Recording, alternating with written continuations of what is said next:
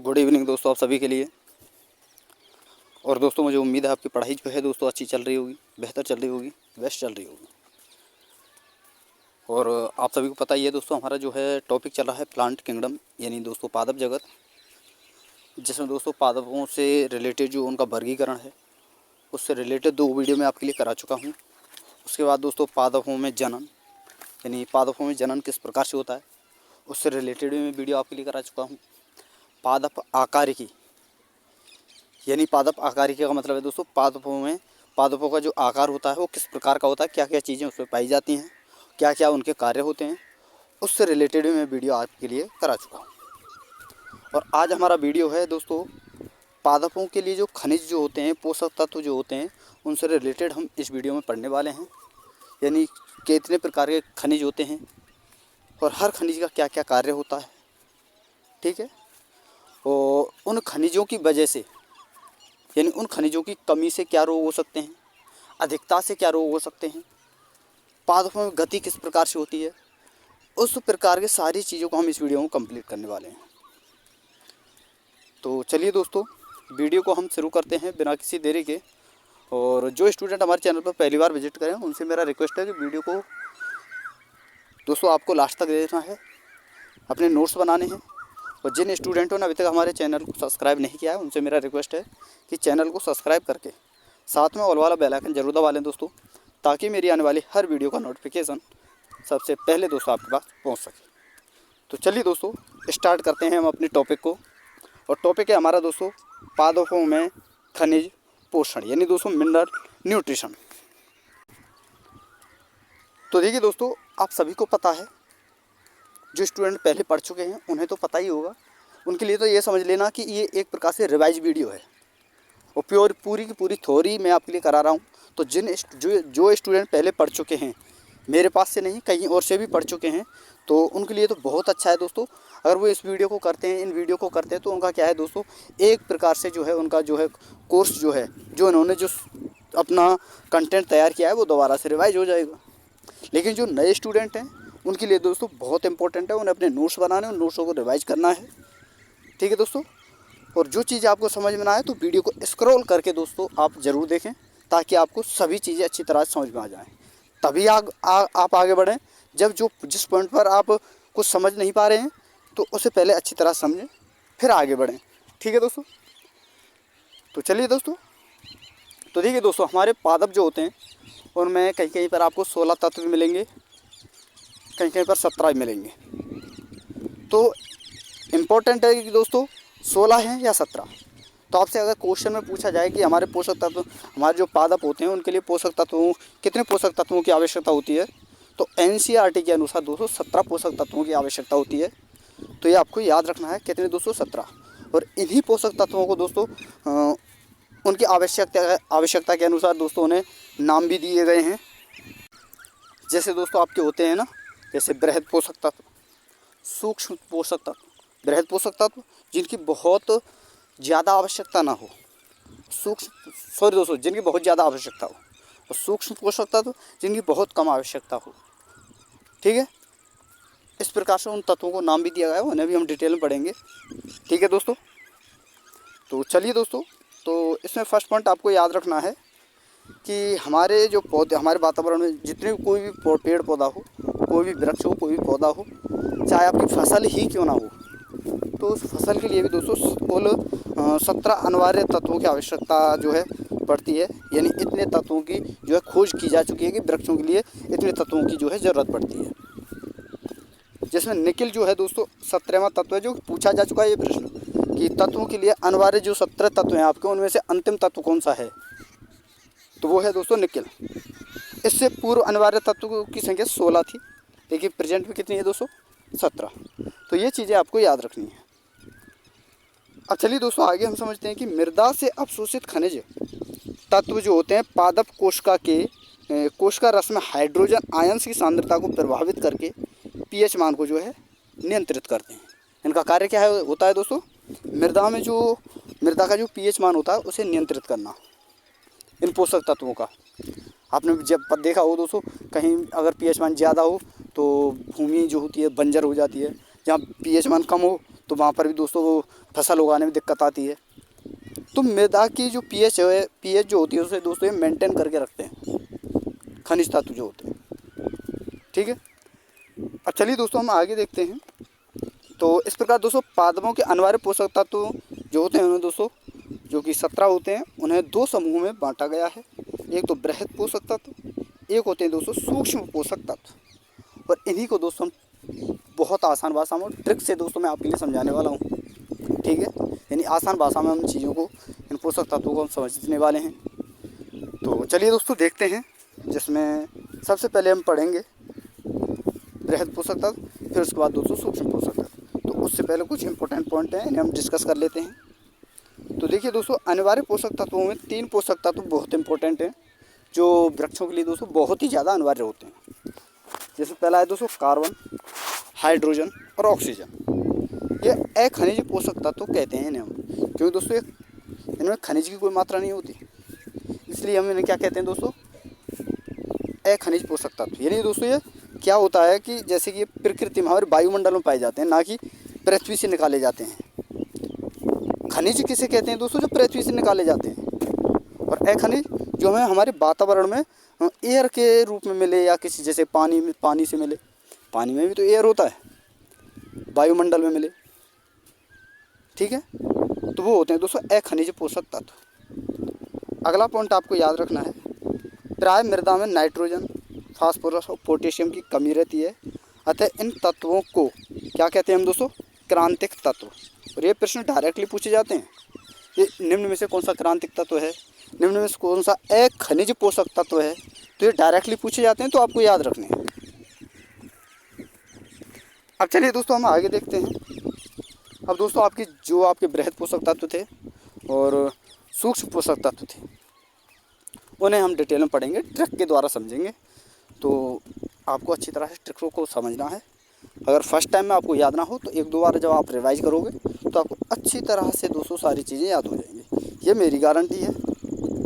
बशर्ते जो चीज़ जिस प्रकार से मैं आपके लिए बोल रहा हूँ कि एक बार में याद ना हो तो दूसरी बार आपको ट्रिक को फॉलो करना है, 2-3 बार रिवाइज करना है, तो आपको अच्छी तरह से याद हो जाएंगी। तो इस प्रकार से जो चीज़ें मैं आपके लिए बता रहा हूँ उनको आपको फॉलो करना है। तो सबसे पहले हम पढ़ने वाले हैं दोस्तों बृहद पोषक तत्व, जिनकी अधिक मात्रा की आवश्यकता होती है, उन्हें कहते हैं बृहद पोषक तत्व। बृहद का मतलब है दोस्तों बहुत ज़्यादा। इसकी ट्रिक क्या है दोस्तों, ये रही आपकी, ये इसकी ट्रिक है, और इस ट्रिक से आपके जितने बृहद पोषक तत्व हैं वो आपको याद हो जाएंगे।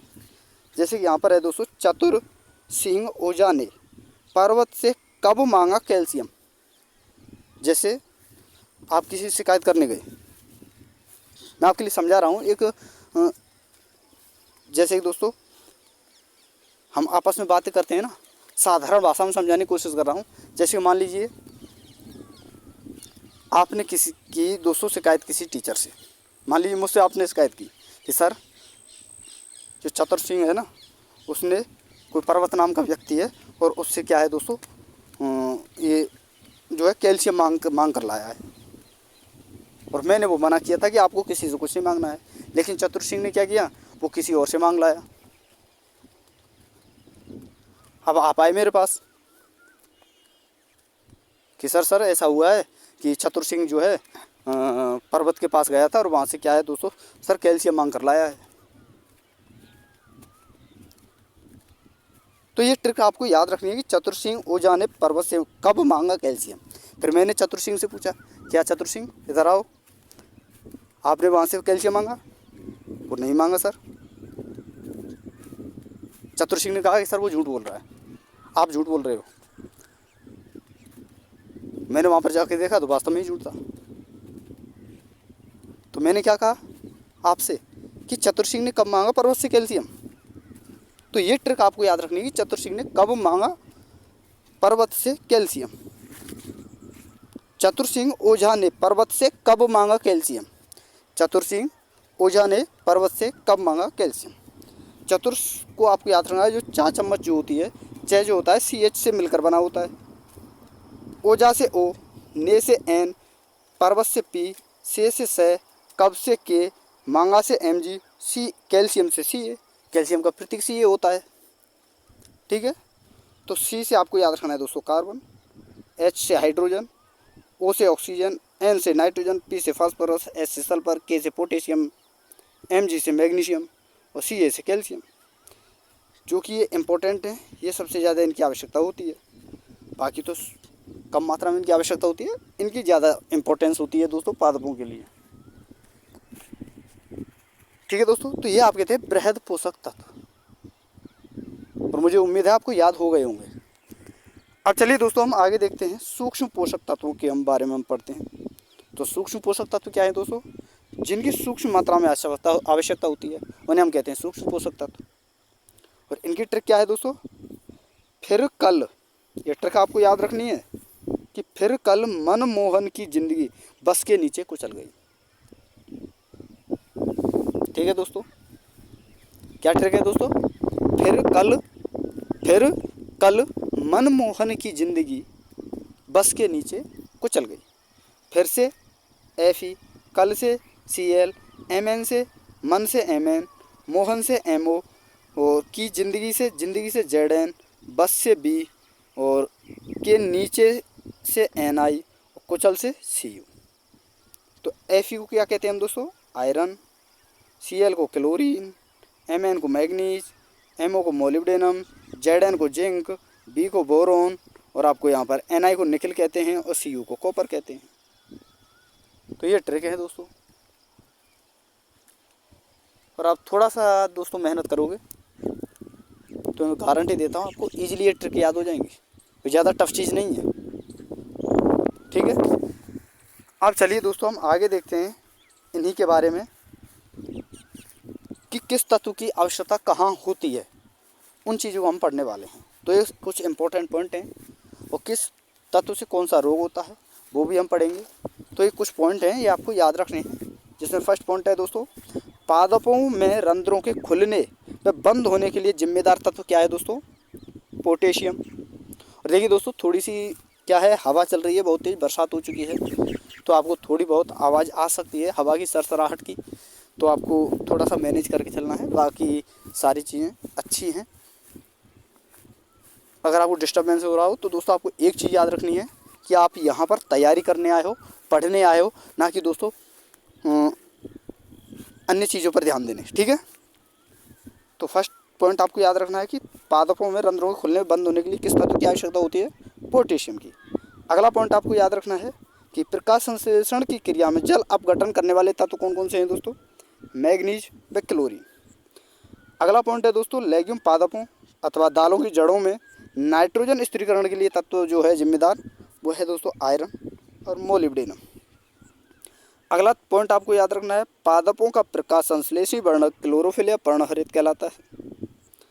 इससे अगला पॉइंट आपको याद रखना है दोस्तों कि पर्णहरित में मैग्नीशियम धातु पाई जाती है। ठीक है दोस्तों, अब चलिए आगे देखते हैं। अगला पॉइंट आपको याद रखना है, पादपों में श्वसन वर्णक साइटोक्रोम पाया जाता है, जिसमें लोहा धातु पाई जाती है। और ये प्रश्न पूछा जा चुका है दोस्तों, और आपका ALP जो 2018 का एग्जाम हुआ था उसमें ये पूछा जा चुका है ये प्रश्न, तो आपको याद रखना है। अगला पॉइंट है दोस्तों, पादपों की कोशिका भित्ति के मध्य पटलिका नाम की एक परत पाई जाती है, जिसमें कैल्शियम पैक्टेट नाम का एक यौगिक पाया जाता है, जिससे पादप कोशिकाओं को सीमेंट कहते हैं। बहुत इंपॉर्टेंट पॉइंट है दोस्तों, बहुत ज़्यादा पूछा जाता है, क्योंकि यह दो पास की कोशिकाओं को जोड़े रखता है, इसलिए इसे क्या कहते हैं दोस्तों? पादप कोशिकाओं का सीमेंट। अगला पॉइंट आपको याद रखना है कि कच्चे फलों में इसकी मात्रा ज़्यादा होती है, इसलिए वे कठोर होते हैं। पके फलों में इसकी मात्रा कम होती है, इसलिए वे मुलायम होते हैं। Very important. इससे अगला पॉइंट आपको याद रखना है, ये भी बहुत इंपॉर्टेंट पॉइंट है कि लहसुन एवं प्याज की विशेष गंध तथा प्याज को काटते समय जो आंसू आते हैं वो किसके कारण आते हैं दोस्तों? सल्फर की वजह से। ये चीज़ें आपको याद रखनी है। तो यहाँ तक दोस्तों, अगर कंटेंट आपको पसंद आया हो, थ्योरी आपको पसंद आई हो, तो वीडियो को एक बार लाइक कर दें, शेयर कर दें। और जिन स्टूडेंटों ने अभी तक चैनल को सब्सक्राइब नहीं किया है, उनसे मेरा रिक्वेस्ट है कि चैनल को सब्सक्राइब करके साथ में और वाला बेल आइकन जरूर दबा लें, ताकि दोस्तों मेरी आने वाली हर वीडियो का नोटिफिकेशन सबसे पहले दोस्तों आपके पास पहुँच सके। अब चलिए दोस्तों हम आगे देखते हैं, पादप रोगों के बारे में हम समझेंगे कि किस खनिज से कौन सा रोग होता है, किस खनिज की कमी से या अधिकता से कौन सा रोग होता है, और ये रोग जो हैं कितने प्रकार के होते हैं। जैसे हमारे लिए होते हैं ना, मानव के लिए होते हैं, जैसे कि जीवाणु जनित, कवक जनित, विषाणु जनित और प्रोटोजोआ जनित। ठीक है, इसी प्रकार से पौधों के लिए भी रोग होते हैं। जीवाणु जनित अलग होते हैं, विषाणु जनित अलग होते हैं, कवक जनित अलग होते हैं। तो ये 3 प्रकार के रोग होते हैं, आपको याद रखना है। पहला है जीवाणु जनित, दूसरा कवक जनित, तीसरा विषाणु जनित। अब जीवाणु जनित जो रोग होता है दोस्तों, वो होता है आपका चावल में और नींबू में। नींबू में कौन सा होता है दोस्तों? Citrus cancer. जबकि चावल में होता है दोस्तों अंगमारी रोग। किसकी वजह से होता है दोस्तों? जीवाणु की वजह से, यानी जीवाणु जनित रोग है। वहीं दोस्तों कवक जनित रोग जो होते हैं, ये होते हैं आपके, ये रहे, जैसे गन्ने का होता है लाल धारी रोग। आपने गन्ना देखा होगा, आपने, जैसे शहरों में नहीं होता है, लेकिन जब आप जूस पीने जाते हो, आपने वहाँ पर देखे होंगे कि गन्ने जो होते हैं उनमें किसी किसी गन्ने में लाल लाल धारियाँ पाई जाती हैं। तो क्या है दोस्तों? वो रोग है उस गन्ने का, कवक जनित रोग, जिसे हम दोस्तों लाल धारी रोग कहते हैं। आलू का पछेती अंगमारी रोग होता है। गेहूं के खेत में किट रोग होता है। बाजरे में होता है, और बाजरे में जो है ग्रीन ईयर रोग होता है। और या फिर दोस्तों उसे हम डाउनी मिल्ड्यू रोग कहते हैं, जो बाजरे का हरित वाली रोग कहलाता है। ठीक है दोस्तों। वहीं होता है दोस्तों विषाणु जनित रोग होते हैं, जिसमें तिल में जो फिल्लोरी रोग होता है वो विषाणु जनित रोग है। मोजेक रोग जो होता है तंबाकू में, वो भी दोस्तों विषाणु जनित रोग है। भिंडी में जो होता है, केला में जो होता है, जो कि आपके पीले पड़ जाते हैं थोड़े थोड़े से, तो वो किसके कारण होते हैं दोस्तों? विषाणु के कारण। तो ये कुछ इंपॉर्टेंट पॉइंट हैं, रोग हैं, जो आपको याद रखने, डायरेक्टली पूछ लिए जाते हैं। अब चलिए दोस्तों हम आगे देखते हैं इन्हीं रोगों को। इनके अलावा और भी रोग आपको देखने को मिलेंगे, तो कौन कौन से रोग किसके कारण होते हैं और किस फसल में होता है कौन सा रोग, वो सारे पॉइंट हम डिस्कस करते हैं। तो इसमें फर्स्ट पॉइंट आपको याद रखना है कि धान का खैरा रोग जस्ते की कमी के कारण होता है। मक्के में श्वेत कलिका रोग जो है जस्ते की कमी से होता है। अमरूद में ब्रोजिंग रोग जो होता है जस्ते की कमी से होता है। नींबू में डाईबैक या लिटिल लीफ रोग जो है तांबे की कमी से होता है। कटहल, आम, आंवला आदि में आंतरिक उत्तक नाश रोग जो है दोस्तों बोरोन की कमी से होता है। चुकंदर में हर्ट रोग जो होता है दोस्तों बोरोन की कमी से होता है। आलू के भंडारण के समय ऑक्सीजन की कमी रह जाने पर आलू में ब्लैक हर्ट रोग हो जाता है। कभी कभी आपने देखा हो दोस्तों, आप बाज़ार से आलू लाए होंगे खरीद कर, तो आलू पर क्या होता है दोस्तों? काले काले धब्बे से बन जाते हैं। ठीक है, तो वो होता है दोस्तों ब्लैक हर्ट रोग। जैसे कि फूल गोभी में चाबुक नुमा पुच्छ रोग होता है, जो कि मोलिब्डेनम की कमी से होता है। मटर का मार्स रोग जो होता है दोस्तों मैग्नीज की कमी से होता है। गाजर में कैविटी या कोटर स्पॉट रोग जो होता है दोस्तों कैल्शियम की कमी से होता है। तो ये कुछ रोग हैं, इंपॉर्टेंट है, याद रखने हैं, और इससे बाहर आपसे पूछा नहीं जाएगा, ये गारंटी मेरी है। जो चीज़ें मैं आपके लिए करा रहा हूँ वो आपको करनी है, या आपको ध्यान रखना है ये चीज़ें। अब चलिए दोस्तों कुछ और रोग हैं, उन्हें भी हम डिस्कस कर लेते हैं। जैसे कि आपका चाय व कॉफ़ी में श्वेत किट रोग जो होता है दोस्तों सेफेल्यू रोज जो शैवाल होता है उसके कारण होता है। सिट्रस कैंसर रोग जो है दोस्तों जेंथोमोनास सिट्राई जीवाणु के कारण होता है। चावल का अंगमारी रोग जो है दोस्तों स्यूडोमोनास सिरंगी जीवाणु के द्वारा होता है। अगला है दोस्तों गन्ने का लाल धारी रोग जो है कोलियोट्राइकम फाल्केटम कवक के कारण होता है। आलू का पछेती अंगमारी रोग जो है दोस्तों फाइटोप्थोरा और इन्फेस्टेंस कवक के कारण होता है। वहीं दोस्तों गेहूं का श्वेत किट रोग जो है पिक्सीनिया कवक के कारण होता है। अगला है दोस्तों बाजरे का हरित वाली रोग जो है दोस्तों स्क्लेरोस्पोरा व ग्रेमिनिकोला कवक के कारण होता है। सरसों में श्वेत किट रोग जो है एल्बुगो कवक के कारण होता है। आगे आपको याद रखना है दोस्तों आलू में ब्राउन रॉट व बैक्टीरियल बिल्ट रोग जो है दोस्तों जीवाणु के कारण होता है। आलू में ब्लैक पिट या ब्लैक वार्ट या ब्लैक स्पॉट ब्लैक डॉट या और आपका ब्राउन स्पॉट रोग जो है दोस्तों कवक के कारण होता है। भंडारण में ऑक्सीजन की कमी से आलू में ब्लैक हार्ट रोग होता है। ये आपको याद रखना है कि ब्लैक हार्ट रोग जो है किसके कारण होता है, किसकी कमी कारण होता है दोस्तों? भंडारण के समय जब उन्हें दोस्तों भंडारित किया जाता है तो उस समय ऑक्सीजन की कमी अगर हो जाए वहाँ पर तो आलू में ब्लैक हार्ट रोग हो जाता है। ये आपको याद रखना है। अब चलिए दोस्तों हम आगे देखते हैं, और दोस्तों वीडियो को लाइक करते चलें, शेयर करते चलें।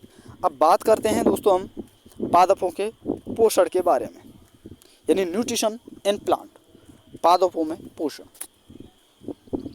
तो देखिए दोस्तों, आपने देखा होगा दोस्तों, पादप दो प्रकार के होते हैं, एक तो स्वयंपोषी होते हैं, एक परपोषी होते हैं। स्वयंपोषी क्या होते हैं? जो पादप स्वयं प्रकाश संश्लेषण के द्वारा अपना भोजन तैयार करें। और परपोषी जो अन्य पादपों पर या अन्य जीवों पर आश्रित रहें, ठीक है, वो होते हैं परपोषी। तो यहाँ पर आपको याद रखना है, स्वयंपोषी जो पादप होते हैं ये दो प्रकार के होते हैं।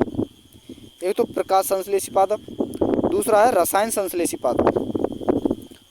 अब प्रकाश संश्लेषी पादप कौन कौन से हैं? तो ये हैं दोस्तों आपके, ये रहे फोटोसिंथेटिक प्लांट नेम कहते हैं, जिसमें आपको याद रखना है हरे पादप शैवाल, नीर हरे शैवाल, हरे सल्फर जीवाणु, बैंगनी सल्फर जीवाणु। वहीं रसायन संश्लेषी पादप जो कौन कौन से होते हैं दोस्तों? नाइट्रोसोमोनास जीवाणु, नाइट्रोसोकोकस जीवाणु, आयरन, हाइड्रोजन व सल्फर जीवाणु। तो ये होते हैं आपके स्वयंपोषी पादप। तो ये आपको याद रखने हैं।